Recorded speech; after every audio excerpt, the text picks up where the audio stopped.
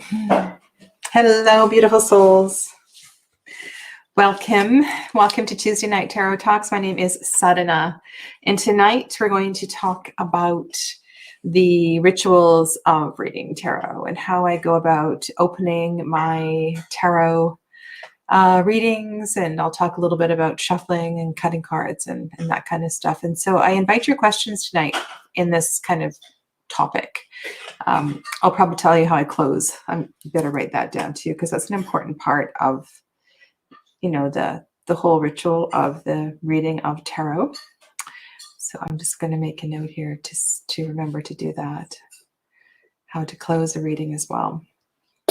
So welcome. Thank you, Claire. Thanks for the super chat. I appreciate that. And hello to Jen. I hope you are feeling a little better. It's I don't know. I feel like there's a lot going on right now, and some of the friends, family, students who are in the US right now, the level of stress is so high. And I just want you to know that I am indeed holding space for you. And if you need to talk, if you need to reach out, that I'm here. If you need to kind of diffuse what's going on, but I'm sending prayers and everything that I can your way so that you can move through this a little more smoothly, because this is not an easy time by any means. Yeah. So I'm going to just do a few announcements. First of all, hey, Marcella. And I need to close this window.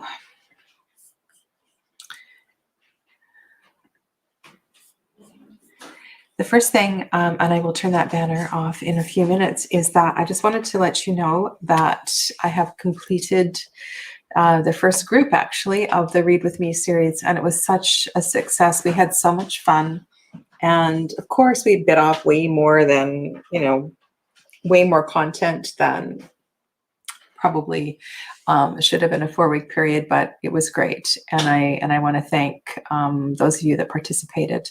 I really enjoyed it. This was the first time that I've done this kind of face-to-face tarot teaching, not in person. I've always done it at a table, in a community center, at a hall, or in a school, or at my own kitchen table. I've taught lots of different places. And to teach on Zoom and to not have that hands-on, face-to-face, it's really different, but I really enjoyed it. And so I will be continuing with the Read With Me series. And a new group is going to start on Sunday, November 22nd. So if you'd like to join in that group, there are 8 spots available in each of the groups. And I will definitely not be going larger than that, so that everybody has a great opportunity to participate. And you just need to go to the shop on my website, and you can sign up there. And then, so I want to tell you a little bit about what level 1 is and what level 2 is, so you know where you want to fit in and what the prerequisites are. The other thing I want to share with you too is that there were several people who asked if I would offer this as a pre-recorded class. They were enjoying what I was teaching, and could I offer this as a pre-recorded? And I started to prepare that, because I know some of you can't be around at my 10 Pacific, and that makes it really challenging. But the thing is, I love the communication. I really like the connection with people. And to have, questions back and forth in live time, see each other's faces, share cards, share decks. It's such a different experience than the pre-recorded thing. And there's so many pre-recorded tarot classes out there. You can get them really cheap on Udemy and things like that. So I don't know if it's worth my effort, but I do have a couple of ideas of other things that I might try. But for now, I think the Read With Me series is going to be in person only. And the videos will not be available if you have not attended the classes, because they contain all kinds of personal jokes and laughter and things like that as well too. So level 1, hi there, Brenda, welcome. Apurva, hi. The level 1 class, I broke it into 4 topics. And so the first week we looked at the storytelling of tarot and how to work intuitively and step away from the canned meanings, if you will, of tarot, and just kind of share what the cards were actually saying to each other, like talking through the story as if we're telling a story. And this is such a beautiful way to read the cards and to start to trust yourself. And so it was all about the question of what do you see? What's in the cards, as far as objects and colors and scenery and things like that. And then the second week, we focused on the who of tarot and the personalities of tarot and how the people in the cards may respond to each other, the tone of voice, the attitude in their body language and so forth, and how just how they might interact with each other, not only the court cards, but also the other people that appear in the cards. And so for the first 2 weeks, we were definitely looking at fully illustrated decks. And then in the third week, we were looking at where, and I'm going to do this again. I'm just going to slightly modify the content, but I'm going to stick with these 4 questions for the first 4 weeks. And the third week, where, is really interesting because I get a lot of questions, not as many as who questions and when questions, but where questions in the sense of moving, shifting directions in my life and things like that. And so the third week, we really focused on the where and brought lots of different ideas and methods in how to answer that question. And then yesterday, we focused on when. Now, when is a huge topic in tarot. And so in the 4th class of level 1, we just touch on it. And in the level 2, I'm going to spend pretty much all 4 weeks looking at the different whens of tarot, how to do lunar spreads, when to choose to do a lunar spread and how to incorporate that, when it's appropriate to throw down a year ahead, even though it's not a January reading or a birthday reading, when it might be appropriate to go back to the storytelling and to speak honestly and freely through a little more chatty reading and so forth. And then we're going to also look at some of the astrological associations and dive a little deeper into that through the Western astrology, not the Vedic astrology. We can bring a little bit of the Vedic astrology in through the lunar readings if the group is interested in that. So that's what the plan is. And I've, like I said, really, really enjoying this. So, hi, Michelle. Thanks for dropping in tonight. So, do you use a specific deck for the class? I've been using I should go back and see if there's other questions. Thanks for your question. I appreciate it. And I would like to,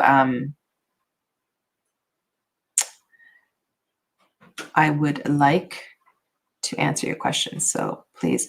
Claire asked if I use a specific deck. And the answer is no. I'm trying to use decks that suit the type of question. So when we were focusing on the who question, we used decks that had very animated people, and the people were definitely a part of the conversation. When we were focusing on the what, I really enjoyed, I pulled out the slow tarot. And so that was one of the decks we used for the what question. So depending on the type of question that's being used, I brought in several different decks and made suggestions in that regard. So yeah, and I will introduce different decks at different times depending on the level of the group and the interest and the way the conversation goes. So that's another reason that it's so beautiful to do these classes in person, right? Because I can customize it to whatever it is that you need. And generally speaking, the group that comes together has a common interest or a common ability as well too.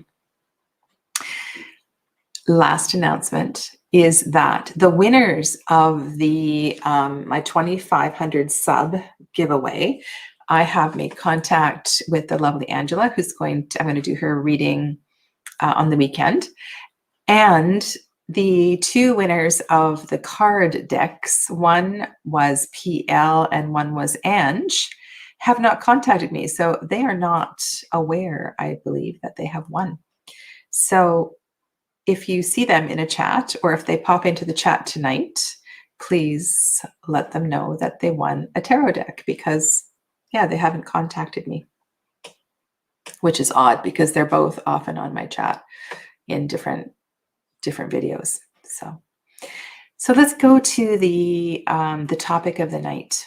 And I want to ask you this. Do you, when you sit down either by yourself or if you read for other people, do you have a set ritual? So do you say a prayer? Do you call in anybody, anything? Do you have a way of creating sacred space and opening sacred space for your tarot readings? Or do you just brush things off the table and shuffle and sling the cards? I'm really curious how many people actually do this kind of thing, or if you do it sometimes and not other times, and why you might do it one time and not another time. So let me know. And if you are watching this in the playback, we can have this conversation in the chat later. I cannot speak Russian. No, I cannot. Alrighty. So, I see Jen's comment. Jen says, if it's just for myself, a little shorter. There's the comment. A little bit slower on the StreamYard, but more prep when reading for clients. Okay. What I have done is I'm going to share with you 6 steps that are most often a part of my invocation. So when I sit down to a tarot reading, and I think probably the best thing is to go right from the top, even before I say the little prayer. And so, yeah, so the first thing I do is I clear the space.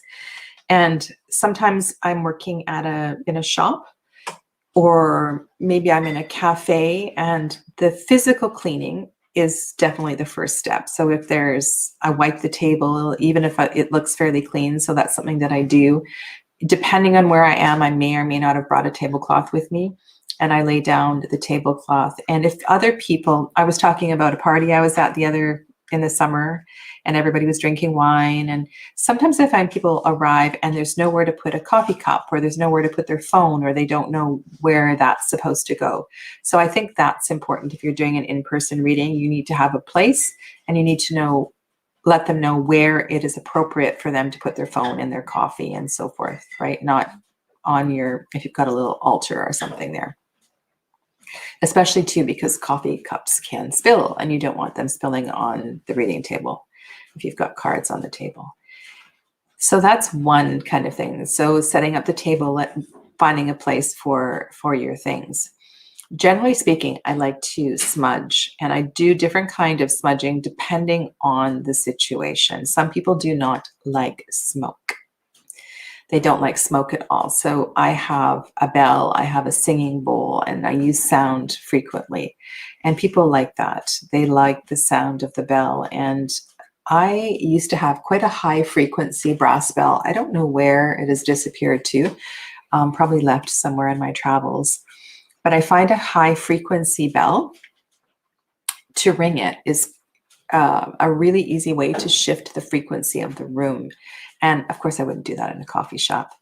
And I'll talk about what I do at a coffee shop in a moment. But shifting the frequency is important. So either with smoke or with sound. I can also do it with sometimes, and this is what I do in a coffee shop, is I will place crystals on the corner of the table, and I will silently just kind of smudge energetically. That can happen as well too. And I do, if I'm going to let the client touch my cards.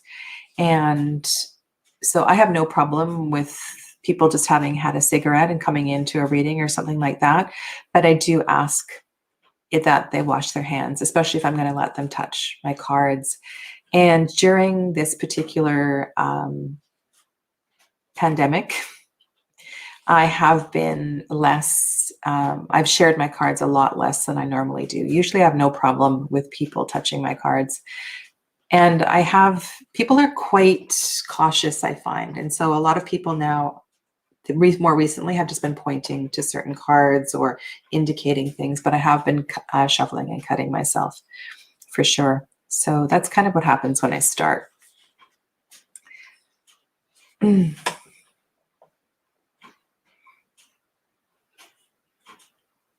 Claire says she finds herself doing a ritual even though, oh no, I find myself not doing a ritual even though I want to. For others, I tend to just take deep breaths and tune into my spirit and their energy. Okay. Black sand can see the future. Marcella opens with a respectful request. And this hand position from her heart to open herself as a channel and then close with the same protection. Okay, good to know. So once I have cleared the space and let the person know where to put their things, and if I am not doing this in person, I do all of this, and I love to do the setup before I go live with a reading. And I actually do quite an elaborate setup at home and really enjoy that, positioning crystals, moving plants, just putting things around so the space feels really, really sweet. And then as far as the prayer goes, so I was saying that I have 5 parts to it. And the first part is I call opening the portal. And it's exactly what that is. So what I do, I often have my hands, now I need to step back. Sometimes I put the querent through a little bit of a meditation. And depending on how stressed they are, depending on how agitated they are, if they're talking a million miles an hour and they can't be quiet or be still, if I can tell that they're nervous, I will. It's very customized. It depends on them. If I can tell that they love this kind of thing, I might make it a little bit longer. It also depends how long they have booked for, how long this relaxation guided meditation is for. And then at the end of the guided meditation, I will begin to open the portal once they are relaxed. And I will call in ascended masters. I always call in ascended masters. Sometimes I name them, sometimes I don't. It depends on what I've been working with myself.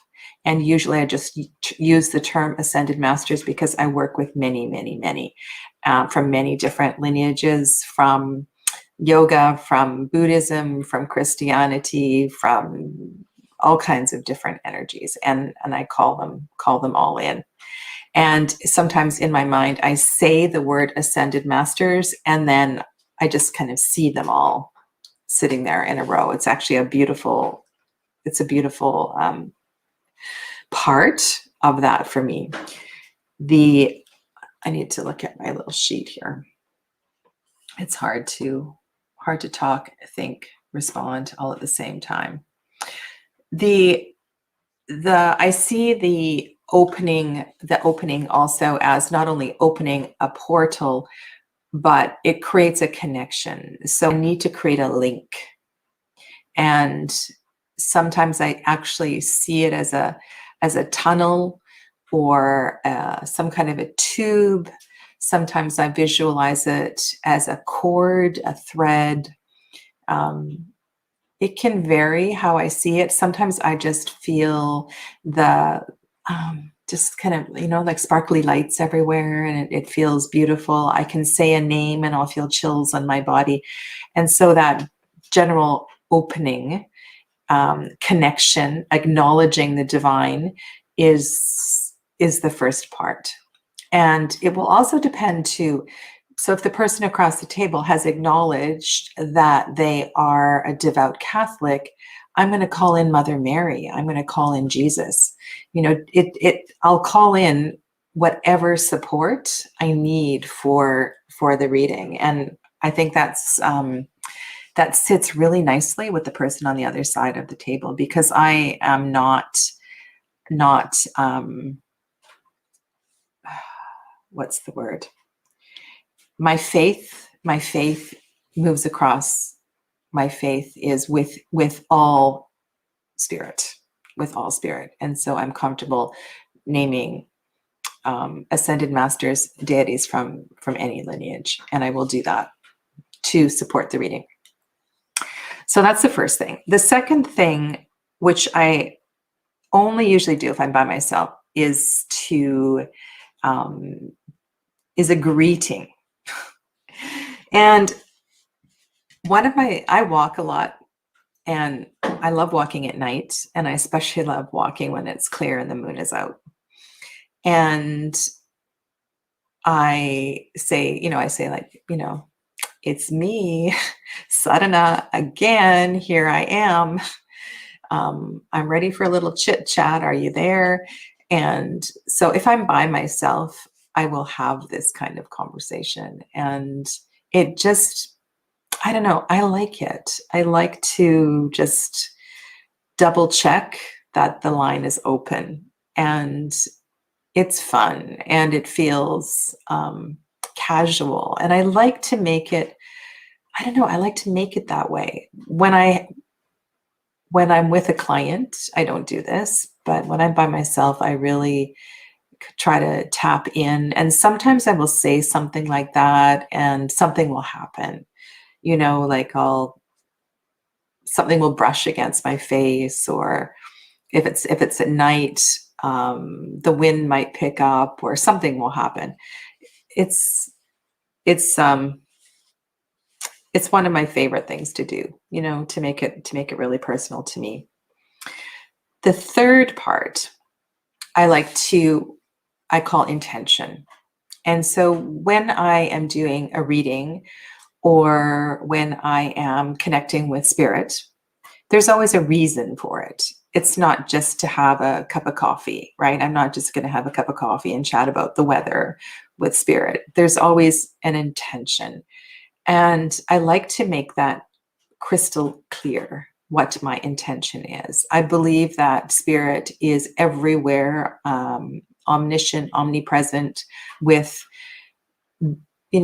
every soul on the planet, possibly at the same time. And so I want to feel respectful of the energy that it takes for spirit to attend. Now, sometimes if I'm working in more of a mediumship mode, there is definitely some energy required for beings. So if I'm calling the mother of somebody, or if I am inviting the presence of a lost loved one, it takes energy it not only takes energy for me to shift the frequency up.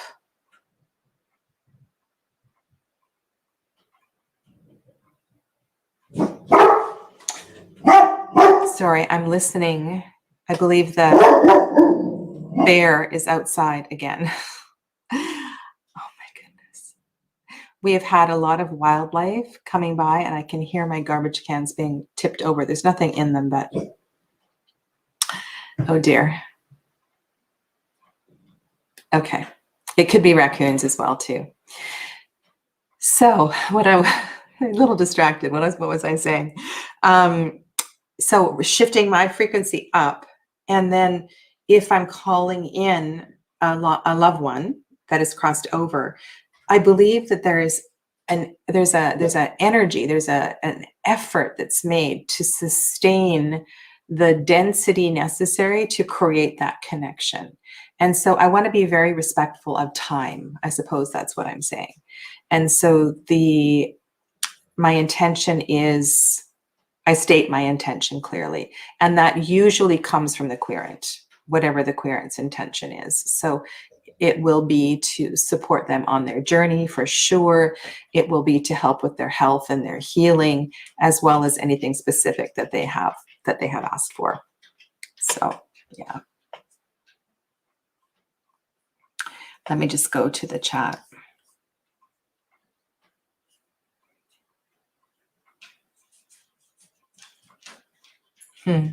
Thank you, Jen.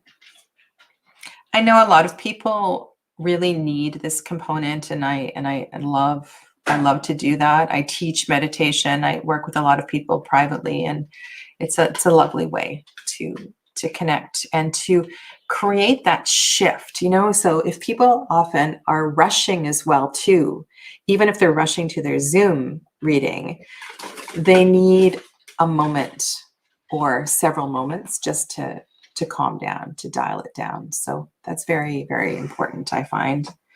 There was another question here. Yes, breath work is great. And Marcella says if she's emotional, she does that as well too.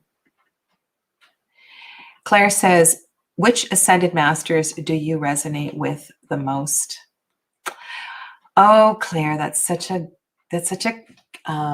interesting question. So, well, there's so many actually, but I'll share with you a few. One, have I shared with you, one of my favorite books is Autobiography of a Yogi, and Yogananda. And the thing about that book that I love is the transparency of all of the gifts of Yogananda's teachers, in that the stories that are shared share these amazing experiences where his teachers are two places at the same time, or he shares stories of Shaktipat where people are blessed and instantly healed. There's so many beautiful stories, and whenever I read that book, I feel so deeply connected to Yogananda's energy. And I would have loved to have at some point gone to California and connected with that. And at some point, maybe I will go there and connect with those that still follow at that center in California. So that's one more recent energy that I connect with. I connect with the guru that is connected with my lineage. So Sri Swami Satyananda, and his guru Shivananda. And then when I go to the Hindu pantheon, I really like to focus on the Krishna Radha energy, because I feel the love there, the intimate love. And there's one of the words that I have been working with for years and years is beauty. And I would love at some point to discuss this word on my channel and what beauty means from a spiritual perspective. And when I think of Radha and Krishna, I think of beauty and love, and just this the clearest love I can possibly think of. And so I often see Krishna. And so that's one beautiful energy. Jesus for sure. And my connection with Jesus became a lot stronger through my Reiki. And I felt very, very strongly the energy also of Mary Magdalene as well too. That felt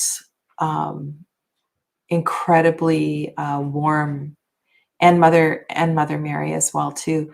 Mother Mary is a slightly different energy, but as far as the Reiki energy, and sometimes I really need to open up. It feels like a funnel to me, and just to allow those transmissions just to, like, they can get so strong. It's crazy. So I find like the more I connect with certain energies, I connect with different energies for different reasons. Okay. So let me just say that. And then Claire also asks if I connect with my higher self. I believe I'm constantly connected with my higher self. I'm in that mode all the time. I don't think that's anything special that I do in preparation for a reading. And the wildlife. So I will, so I will talk about something else, because that reminded me of another way to open sacred space.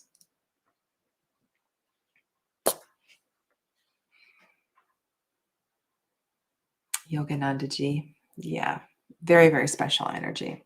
For those of you that are familiar with the New Testament, there's a lovely book that Yogananda wrote. It's actually a huge 4-volume series, and there is a summary book, which is quite thin, of the yogic, I think it's called Jesus is a Yogi. It's written by Yogananda, and it translates all of the teachings in the New Testament through the yogic perspective. It's a lovely series. So I want to get back to where I was at. So open the portal, greeting if it's personal, setting the intention. So the 4th one is surrender. Surrender.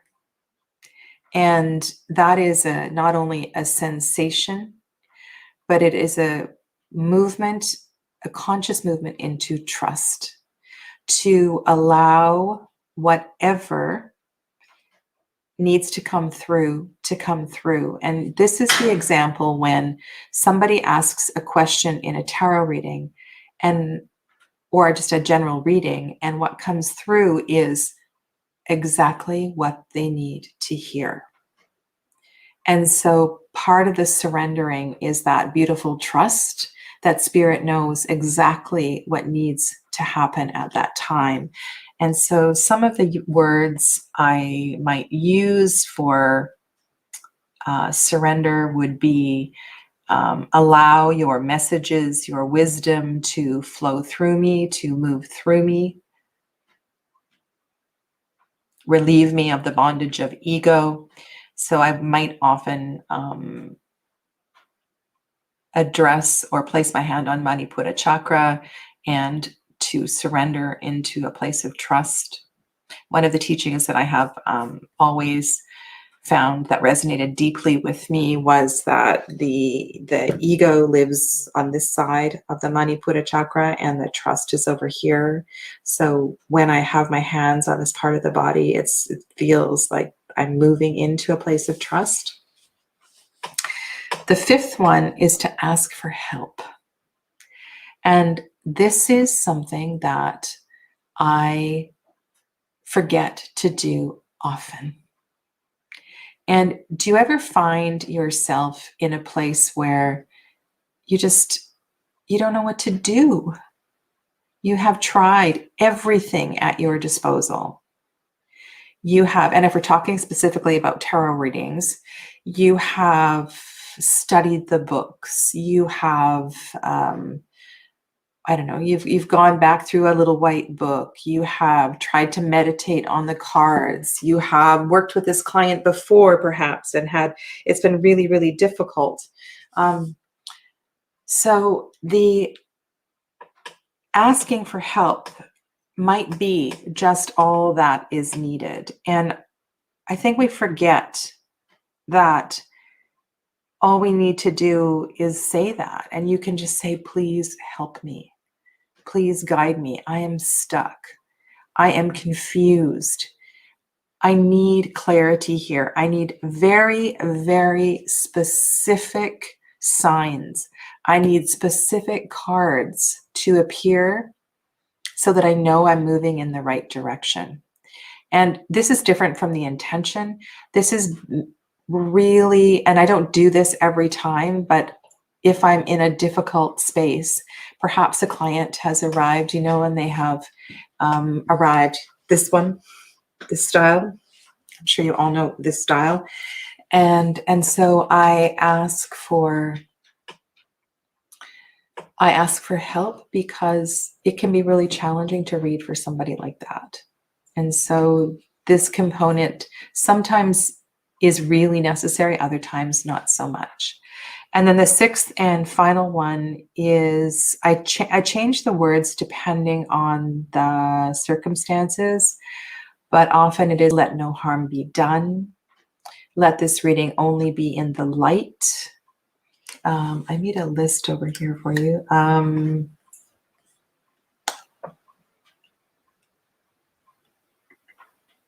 For the greater good is another one that I use. Let this reading be for the greater good, in the highest good, in the light. And then I say, so be it, usually is the final thing that I say. So generally speaking, there is 4 to 6 parts.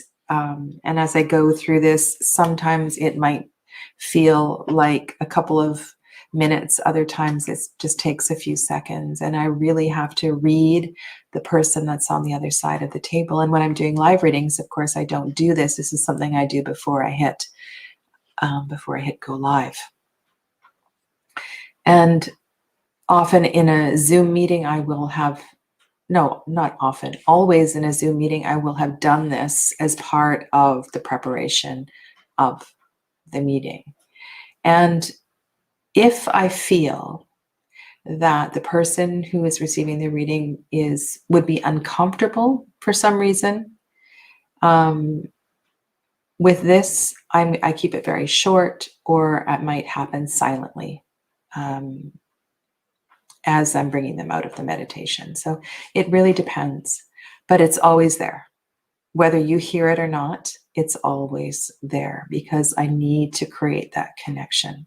I need to open the space, open the sacred space.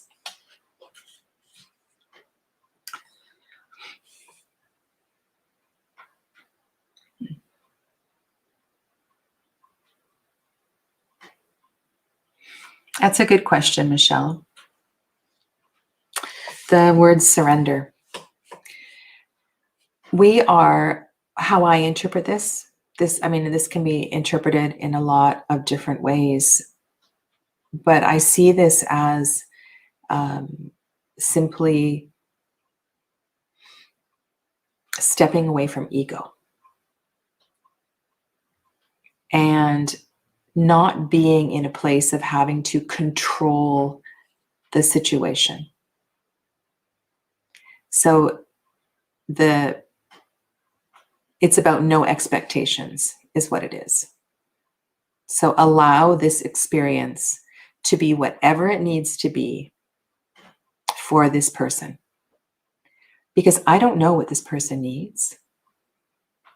I'm only here in service, and the reading is flowing through me.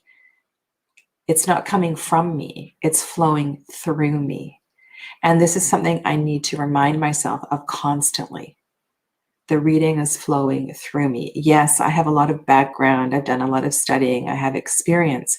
But what comes through in that moment for that person isn't from me. And I state that.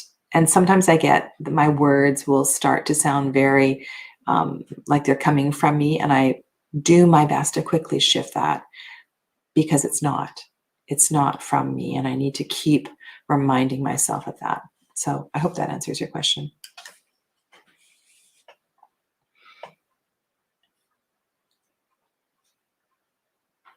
Okay. The other thing I will talk about is opening the directions, because that is something that I do on occasion, not usually for tarot reading, but opening the directions is a part of ceremony that I do, especially with fire ceremony, and that does call in the animals. So I will come back to opening the directions, hopefully. All right, so I'm going to just choose a deck. I'm going to choose a deck. And so here at home, I have a bunch of decks out on my rack. And when I go to another place, what I usually do is take the cards out of the boxes and I lay a few different decks out so that the querent can see the back of the cards. And I might let them choose a deck. I might, depending on their question, choose one for them. And so I pick up the deck, and usually when I put my cards away, I endeavor to turn all the cards right way up. So I know that when I pick up a deck, all the cards are right way up. This is just something that I do. And so I need to check whether they are in my hands upside down or right side up. And then often I just take my fist and I bang the deck. If I have a candle lit and if I have some Palo Santo or some smudge, I will pick it up and I will smudge the cards this way. If I do pick up the cards and I notice that there's like hand lotion or maybe some food or something on them, God only knows how that got there, I don't use that deck. I will clean that deck and then choose another deck. And then I just start to talk and to shuffle. And I love to shuffle. And I love decks that shuffle well. Because it just makes things so much easier. I don't have to focus on what I'm doing. I can just start to shuffle. And I know intuitively when a deck is ready to read. And I try not to, like be really fast or mad about the way I shuffle. I take my time. I breathe, I shuffle slowly, I pay attention if cards like this turn over. If it's a single card, I might have a look at it to see what it is. Often I'll put it back if it's just flipped over. If a card quite energetically flies out of the deck, I will put it to the side. And then I just talk to the person and see if I can get clarification on their question. What is it that you are really asking? Is there any way, depending on what it is. So, and you'll hear me do that as well too in my live readings, that I might say something like, do you mind if I ask you a question? Do you mind if I ask you a personal question? Have you thought of this? Now, the other part, and this doesn't always happen, but during the meditation, I may pick up on some kind of a block, some kind of an energy. Maybe I'll pick up on an ache or a pain in their body. And so while I'm shuffling the cards, I might start to talk about that, or it might be very, very important, and I will talk about that before I even start shuffling the cards. And it's happened, I can't tell you how many times. So somebody has booked a tarot reading, and it's not until the last 5 minutes of the reading that I actually pick up the cards, because the energy, my empathic reading is so much more important than the cards. And then usually what happens is I shuffle the cards and the cards confirm everything that we've been discussing. So yeah. So once I have shuffled, then I put the cards down on the table. And if the cards, I just like to cut once most of the time. If the cut is, let me take this off so you can see, because I think you can see. Move my my teacup, take off the banner, then you can see better.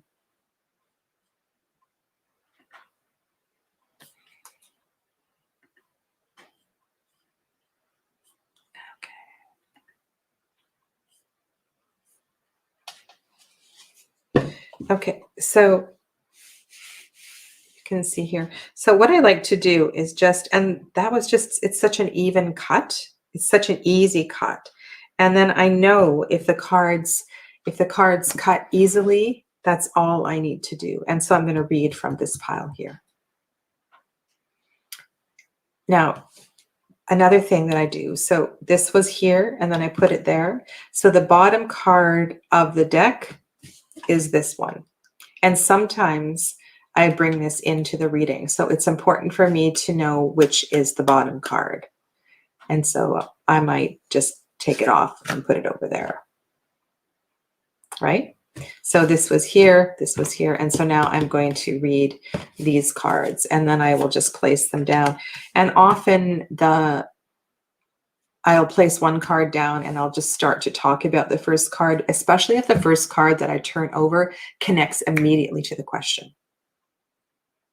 And then I'll start to lay out the card. Now, more often than not, I will do a 9-card spread. And the reason I like a 9-card spread is because I can read the middle row, the top row, the bottom row. I can read the diagonals. I can read below and above. I can read the interactions. And sometimes I assign certain meanings to the corners, but more often than not, I just have this really beautiful flow. And a 9-card is my favorite way to do a reading. Now, if a client books a reading and they have specifically asked, and it's their birthday and they want a year ahead, or I know that I'm doing a chakra spread or a shamanic spread, then I will have chosen decks that work with that kind of reading very well. And then I'll be laying out the cards for that particular spread and that particular intention. But if the client has not intended a particular style of reading, then I will generally do an open 9-card reading, which is something I do multiple times a day. So let's suppose that, okay, so I do that. I have 9 cards on the table. The way that I lay the cards down is pretty consistent across spreads. The first card, I always go above and below. And then I always go to left of the center card and right, and then I fill in the corners. Regardless of the spread, I tend to move in this direction, and then I start to do the reading. Rarely will I pull in any clarifier cards, because I find with the 9 card you have so much information there. And so then I do the reading. We have a bit of a conversation. I ask the client if they have any more questions, if there's anything that's come up. And then it's time to close the reading. And often people start to get really chatty towards the end of the time. And it can be very difficult, if you're working within a time frame, to close a reading and to end a reading. And so I have to be very mindful of the time. And then I say, well, in summary, this is what I see as the most important message from today. And if there's a couple of important messages, then I will say that. And then I'll say, let me shuffle this oracle deck and we will close with an oracle card, and I'll see if I can tie that into your reading. And so I make it really clear that the session is winding down and time is up. And that it's time to go. I don't tend to, how a lot of readers will say, I'll charge you $1 per minute that we go over, or something like that. I don't do that. If I feel that a reading needs to go over, what I do say is, would you like to extend this for another 15 minutes? And then I ask, are you aware of what my rates are? Or are you aware of what the shop charges for an extra 15 minutes? And that's kind of what I do. And so if I can tell they need more, then I will pause and then give them that opportunity. Or they might be on a budget, and I'll just say, let's just wind this up now. And this is the most important message. Pull the oracle card, and then we're done. Then I bring all the cards back together. I'm sure even with my 3 cards during the live readings, I do this. So let's suppose I have 3 cards on the table. What I do is I'll spread out the deck like this, and I'll pick up all the cards from the reading, and I'll put them back at random places in the deck. And I may or may not shuffle the cards at this point. I'll shuffle them later. I put the deck down. I thank the client. I usually close my eyes. I internally thank spirit. I close the channel. And I sometimes will say it aloud, depending on how the reading is going. But there's always a sense of gratitude and closing of the portal. Closing of the portal. It can be really intense. Like sometimes I will do an event where I have, I don't know, 11, 18 readings back to back.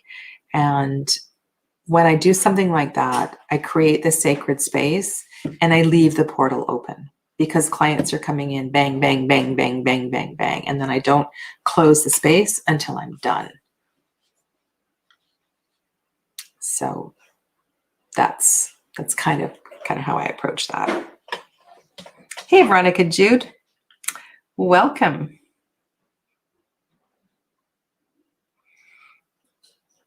Did you have a question, Michelle? Oh, you were asking about surrender.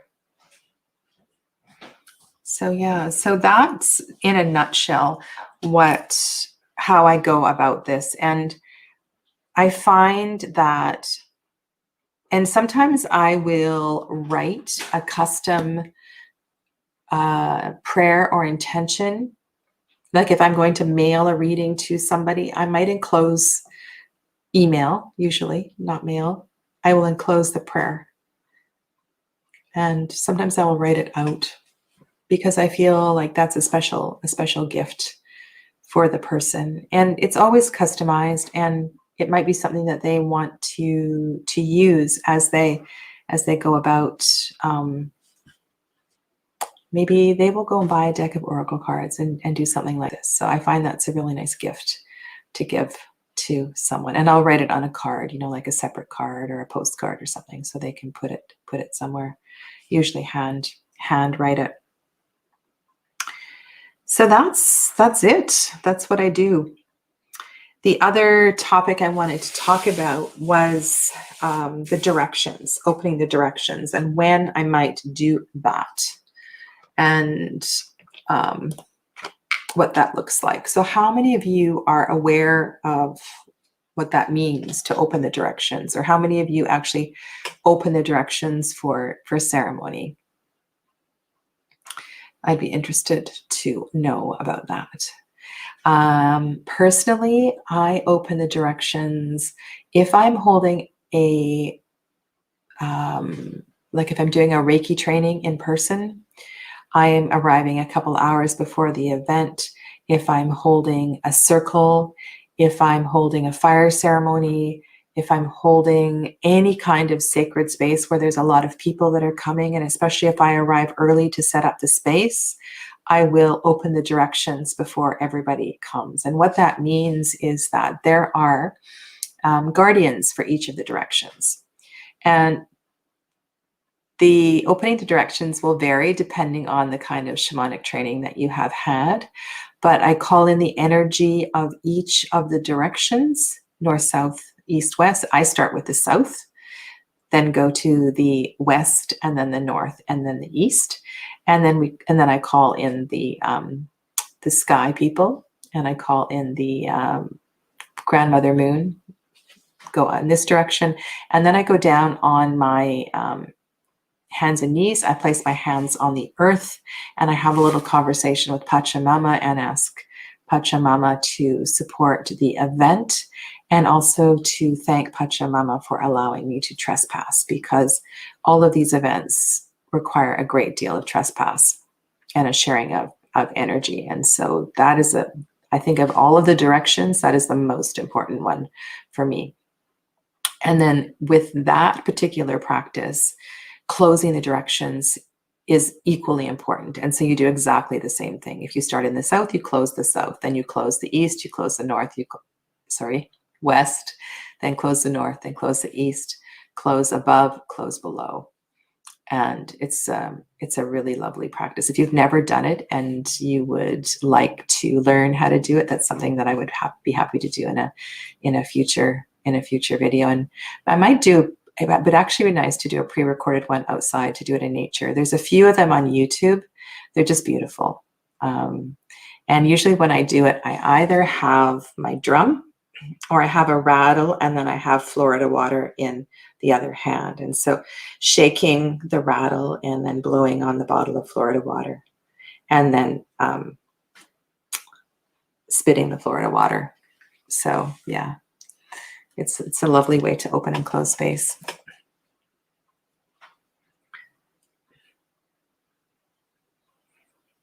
How do I close my decks that are dirt? Sorry, how do I close? I'm talking about closing space. Depends. Usually I will just I'll put a little bit of, I have lots of different spray bottles of different things. Some are by my yoga mats and some are in the kitchen. And I usually put in purified water. I have a water distiller at my house, so I always have access to distilled water. And then I will put in, depending, a little bit of lemon juice, tea tree, and I actually like to put in lemongrass. And sometimes I'll just use vinegar and water. And I'll put a little bit on a paper towel or a lint-free cloth and really, really wring it out. And I'll go through and I'll wipe every single card, front and back. Not enough to make the cards wet, just enough to wipe them off. The biggest thing I find is if people have used hand lotion, and I use a lot of oils, a lot of carrier oils all the time. And if I have not, like oiled my body far enough ahead and I can feel my hands are oily, it's like, oh, I know my cards are going to get oily, and I try not to do that. Sometimes I'm my own worst culprit, but so that's what I do, wipe off the cards. I love to make those kind of concoctions. It smells so good when you clean your yoga mat with something like that. I think that lemongrass is my favorite. Hi there, B. Welcome. So yeah, so that's all I have for you tonight. If you have any other questions, I'd be happy to answer. And I didn't see Ange. Ange is not in the chat, and PL is not in the chat. So the mystery continues. If you don't know what I'm talking about, Ange and PL won decks in my 2,500 sub giveaway, and they have not somehow received the information yet. So I'll probably direct message them because I haven't heard from them, or I'll try to find them to direct message them. If you know Ange or you know PL, please let them know. And again, if you have any questions about my upcoming courses, I would be happy to you can email me and I'll let you know what's going on with that, because it's been so much fun. As I said earlier, I was a little reticent about teaching via Zoom, but it's working out just fine. And the groups are connecting well. And yeah, so all good in that department. I teach yoga classes as well too. And it's not the ideal modality for teaching yoga, because I love to do adjustments, and it's hard to see because people's phones and cameras are not exactly pointing in the right direction. And I have to, if I'm recording a video as well, I have to be mindful that I need to be demoing more than I would in a live class. So it's not the best for yoga, but for teaching tarot, it's been great. You're very welcome. All right. Well, I will leave you for tonight, and let me know if you have any other questions in this department. So I really appreciate this. I'm answering this because one of you asked this question, and if I didn't answer any part of that, let me know. Okay. So stay well, and I will see you all very, very soon. Namaste.